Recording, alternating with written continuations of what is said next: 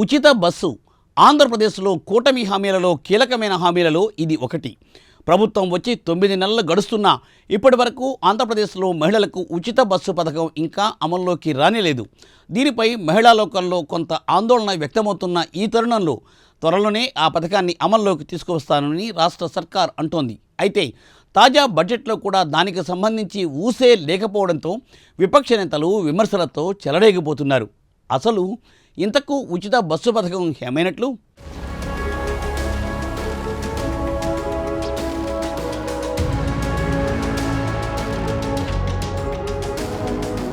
రెండు 2024 సార్వత్రిక ఎన్నికల్లో 164 సీట్ల అఖండ మెజార్టీతో అధికారంలోకి వచ్చింది కూటమి సర్కార్. జనసేన, తెలుగుదేశం, బీజేపీలను ఏకతాటి మీదకు తీసుకొచ్చి జగన్కు భారీ షాక్ ఇచ్చారు పవన్ కళ్యాణ్. అయితే ఎన్నికలకు ముందు కూటమి పార్టీలు అనేక హామీలిచ్చాయి. వాటిలో ఇప్పటికే కొన్ని అమలు చేస్తుండగా మరికొన్ని ఇంకా మొదలు కాలేదు. అయితే భారీ బడ్జెట్ ప్రవేశపెట్టినప్పటికీ కొన్ని పథకాల ఊసు అందులో కనిపించలేదు. దీంతో ఆయా వర్గాల్లో ఆందోళన పెరుగుతోంది. ముఖ్యంగా మహిళా లోకం ఉచిత బస్సు పథకం కోసం ఎప్పటి నుంచో ఆతృతగా ఎదురు చూస్తున్నారు. అయితే కూటమి సర్కార్ అధికారంలోకి వచ్చి 9 నెలలు గడుస్తున్నా ఇప్పటి వరకు ఉచిత బస్సు పథకం హామీ అమల్లోకి రాలేదు. బడ్జెట్లో కూడా దాని గురించి ఊసే ఎత్తకపోవడంతో అసలు ఆ పథకం ఎప్పుడు అమలు చేస్తారన్న సందేహం అందరిలోనూ నెలకొంది.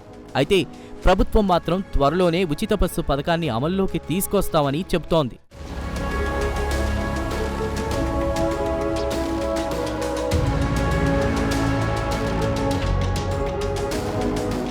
గడిచిన 9 నెలల కాలంలో కూటమి ప్రభుత్వం అనేక సంస్కరణలను తీసుకొచ్చింది. ముఖ్యంగా వివిధ శాఖల్లో అనేక మార్పులు చోటు చేసుకున్నాయి. గ్రామీణాభివృద్ధి, పంచాయతీరాజ్ శాఖలో పవన్ కళ్యాణ్ విప్లవాత్మక మార్పులు తీసుకొచ్చారు. అదేవిధంగా మిగతా మంత్రులు కూడా వారి వారి శాఖల్లో మార్పు తీసుకొచ్చే దిశగా ప్రయత్నాలు చేస్తున్నారు.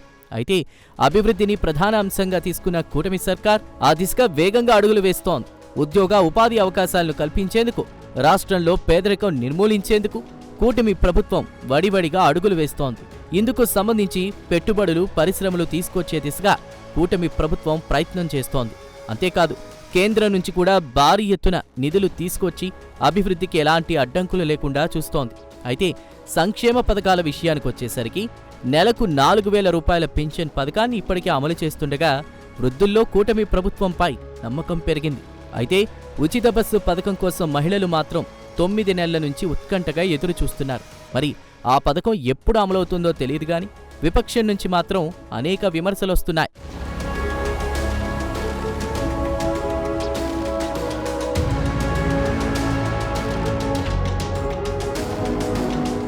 కర్ణాటక, తెలంగాణలో ఉచిత బస్సు పథకం అద్భుతమైన ఫలితాలిస్తోంది.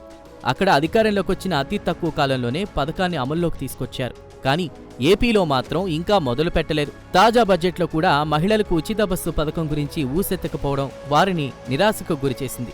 ఉగాది నుంచి ఉచిత బస్సు పథకం అమలు చేస్తామని ఆశ చూపి తీరా బడ్జెట్లో దాని గురించి మాట్లాడలేదని వైసీపీ విమర్శలు చేస్తోంది.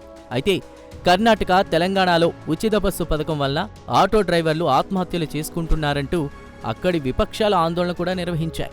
అయితే ఏపీలో ఉచిత బస్సు కంటే అర్జెంటుగా తల్లికి వందనం, అన్నదాత సుఖీభవ పథకాలను అమలు చేయడం ముఖ్యమని కూటమి ప్రభుత్వం భావిస్తోందట. ఎందుకంటే ఈ 2 పథకాల ప్రభావం విద్యార్థుల తల్లిదండ్రులపై, రైతన్నలపై ఉంటుంది. వీటిని త్వరగా ప్రారంభించకపోతే వారంతా తీవ్ర ఇబ్బందులు పడతారు.